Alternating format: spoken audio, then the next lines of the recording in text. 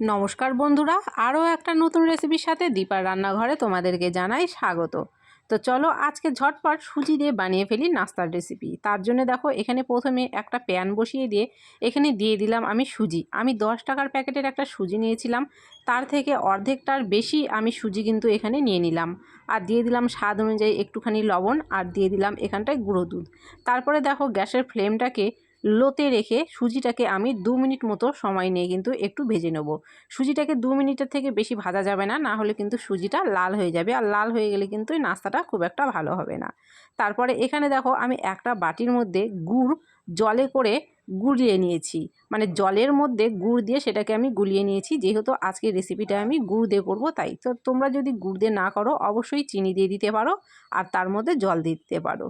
তো যাই হোক, এখানে গুড় দেওয়া জলটা আমি দিলাম, দিয়ে কিন্তু 2 মিনিট এরকম নাড়াচাড়া করব। তারপরেই দেখবে এটা কিন্তু নিজে থেকেই শক্ত হয়ে যাবে। আর এই সময় কিন্তু আমি গ্যাসটাকে মিডিয়ামে করে দিয়েছি।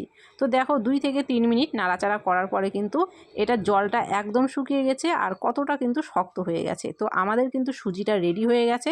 এখন কিন্তু প্যান থেকে সুজিটাকে নামিয়ে নেব, নিয়ে কিন্তু প্রথমে একটু ঠান্ডা করে নেব।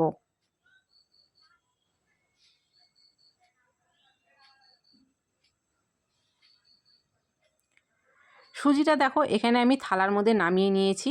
তারপরে এর ওপর দিয়ে একটুখানি আমি ময়দা ছড়িয়ে দিলাম, দিয়ে কিন্তু এবার খুব ভালো করে কিন্তু সুজিটাকে আমাদেরকে একটু মেখে নিতে হবে। আর ময়দাটা কিন্তু একদমই বেশি দেবে না, একটুখানি দেবে। দিয়ে কিন্তু খুব ভালো করে সুজিটাকে এইভাবে হাত দিয়ে চেপে চেপে মেখে নিতে হবে আমাদেরকে।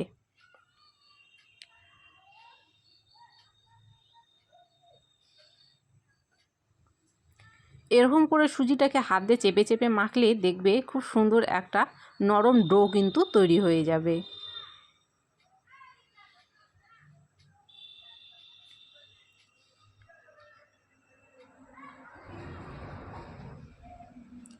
এবারে সুজিটাকে বেলে নেওয়ার জন্য এখানটায় আমি সামান্য একটু ময়দা ব্যবহার করছি। প্রথমে একটু ময়দা ছিটিয়ে দিলাম, তার উপরে দেখো সুজির ডোটাকে কিন্তু আমি আর দুভাগ করিনি, পুরো ডোটাই এখানটায় দিয়ে এইভাবে হালকা হাতে কিন্তু বেলে নিতে হবে।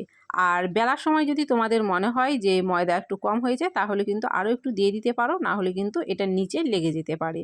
তো প্রথমে আমি কিন্তু দেখো এটাকে একটু মোটা করে বেলে নিচ্ছি। তারপরে কিন্তু এর উপর দিয়ে আমি পরে একটু ময়দা ছিটিয়ে দেব, না হলে কিন্তু এটা নিচ দিয়ে লেগে যাওয়ার ভয় থাকে। তো এক পাশে দেখো আমি এটাকে ময়দা লাগিয়ে নিলাম, এবার অপর পাশটাতেও কিন্তু একটুখানি ময়দা লাগিয়ে নেব।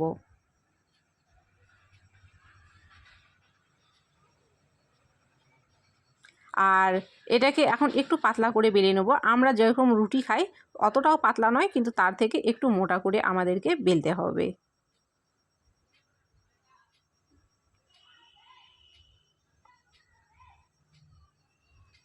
আর কাটার জন্য দেখো আমি এরকম একটা ঢাকনার ব্যবহার করেছি। তোমাদের হাতের কাছে তোমরা যা পাবে সেটা দিয়েই কিন্তু তোমরা কেটে নিতে পারো। তো আমার হাতের কাছে এটা ছিল, আর এটা দিয়ে আমার সুবিধা হলো কাটতে। তো এইটা দিয়েই কিন্তু দেখো আমি ডিজাইন করে কেটে নিচ্ছি। আর এইভাবে যদি তুমি গোল কোনো জিনিস দিয়ে কাটো, তাহলে দেখবে এটা কিন্তু খুব সুন্দর চারদিকে গোল হয়ে উঠে যাবে।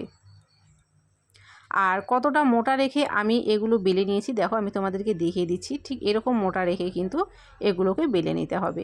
তো এখানে যে আমি চারটা প্রথমে কেটে নিলাম, এই চারটা আমি উঠিয়ে নিচ্ছি। উঠিয়ে নেওয়ার পরে যে অবশিষ্ট অংশগুলো থাকবে সেগুলো কিন্তু নষ্ট করব না, সেগুলো তারপরে আবারও পরে বেলে নিয়ে এরকম ডিজাইন করে কিন্তু কেটে নেব। তো দেখো এগুলো কিন্তু খুব সুন্দর গোল হয়ে একদম পারফেক্টভাবে কাটা হয়ে গেছে।